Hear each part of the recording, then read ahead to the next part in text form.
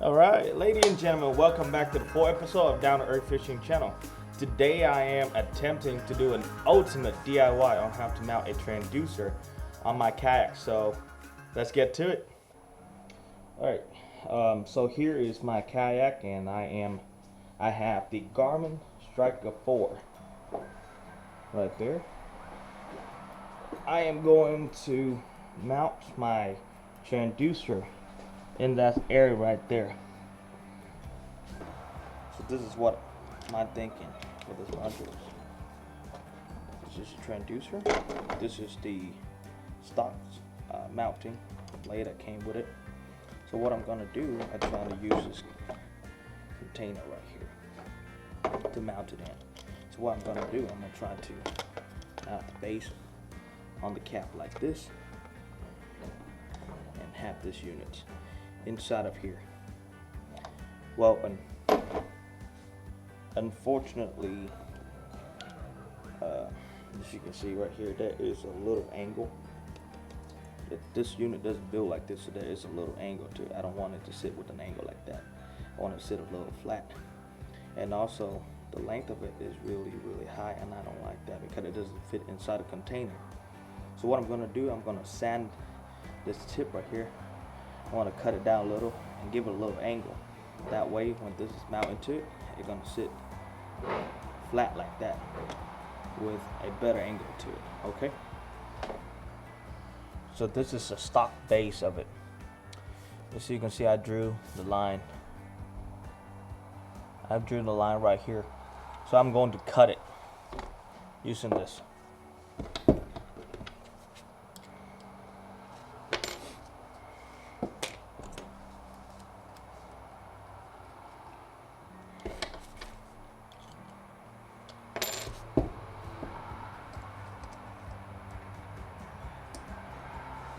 Okay, now try to cut it.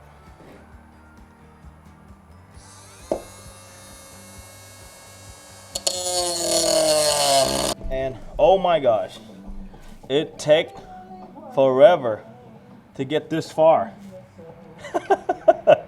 And there's still more to go.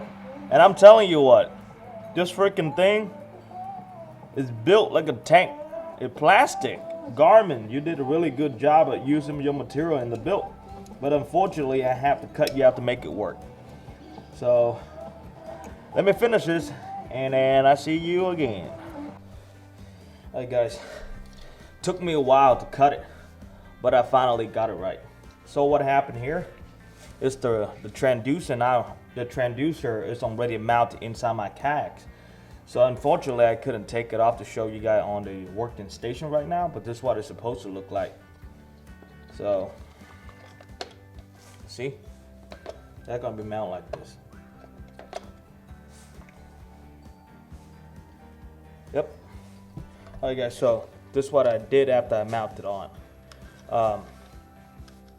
You can see here, I put these two small screws right here. I put it right there to keep this in place so it won't be sliding, because when I tighten down these nuts, these bolts right here, this tend to slide, right? So I put it right here to keep from sliding. So I did the measure.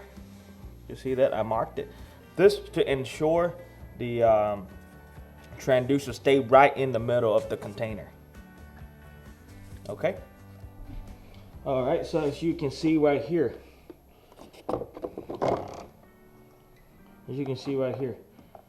when I put it in the container, it laid perfectly. That's what I want. Right. Now, the next step for me, just cosmetic, right? For here, I'm gonna cut off this extension just to get it out of the way. You don't really have to. That's the transducer. I'm gonna cut the base of this container. All right, now I'm going to cut it off. Remember? I'm not going to cut it off from the side. I want the base of it to have the curve that I want, so I'm going to cut it right here. I'm going to cut it inside, okay?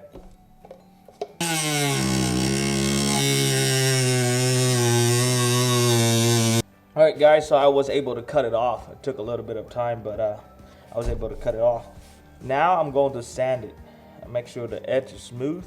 And after that, I'm gonna use the amazing goop, apply on the edges of this, and I'm going to put it inside the hole. I'm gonna leave it right there for at least 24 hours for it to dry, and then we're gonna come back the next day to finish up the project, okay? All right, so I am going to sand that area right there to prep up the area with the sanding block right here.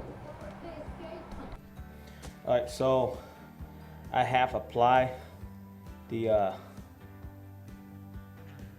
goop around the edge of the container already. Now I'm going to put it inside the kayak.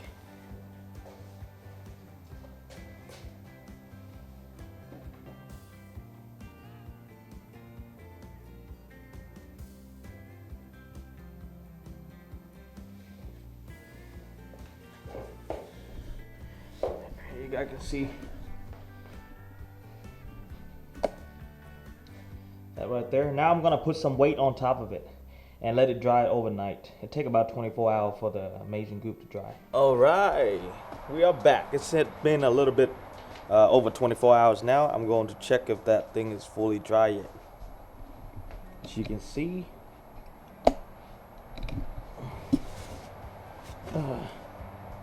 well, that looked pretty dry. I'm gonna pour some waters in there to test if it's leaking. And then after that, I'm going to put a little bit of duck seal around it to keep it in place. So I pour a little bit of waters in there, and it's not leaking anywhere. That looks really good. Now I'm gonna roll up some duck seal and put it around it. The duck seal, I was able to get it from Home Depot. It's a little bit about $2 a pound. It comes in a block like this. So open it up.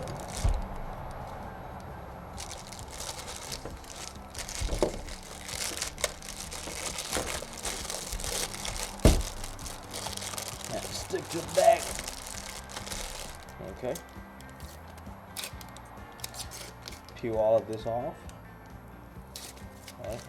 And I'm gonna need about half of this block.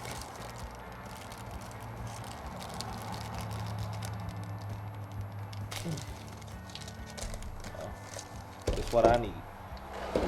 And now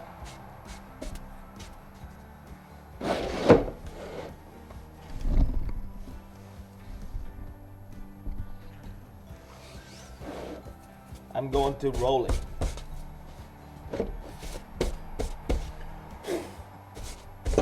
I have to clean the table off really good because this thing is really sticky. It will grab onto any dirt or debris. That's what you don't want. Okay, you're gonna roll it.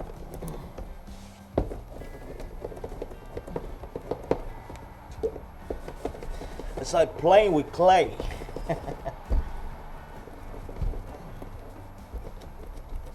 Now I got what I need. Look like this. I'm gonna put this around the base of the container. Oh, right. So now I just finished putting the duck seal around the base of the container. Now at the moment, I'm going to really test it. I'm gonna add more waters into it, raise the water up, and then I'm gonna put the transducer inside of it and take a look at it on the Garmin displays and see if it's giving me any weird reading. Alright, y'all, now that I fully put the cap with the transducer mounted on it into the water, as you can kind of see, the transducer is fully submerged in the water. Right? This container is leak proof, so I'm not worried about the water leaking out of it at all. The only spot that the water will really come out is right here. That only happens if the water starts splashing around, but I'm not too worried about that. I find a way to kind of cover it up a little. But here, let's go to the fish finder itself to see what the reading is like. Alright, that looks good. Alright everybody, thank you so much for watching me showing you how to do these projects. I really hope that I help some of you out on how to do this, and if you like what I brought in this video, please give me a thumbs up and subscribe to my channel, and I'll see you in the next video. Bye bye.